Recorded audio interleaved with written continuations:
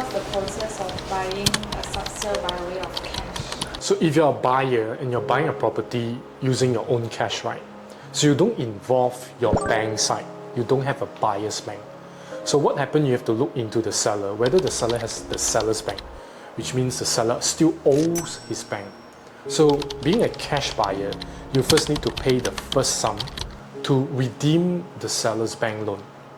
Then you give out your second balance purchase price to the seller. So this is the process usually involved. But the most practical problem that happens is that cash buyer somehow run out of cash.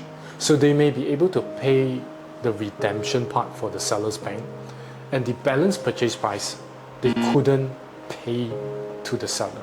This is where the SMP later on may be terminated due to the buyer inability to pay the seller for the remaining balance purchase price.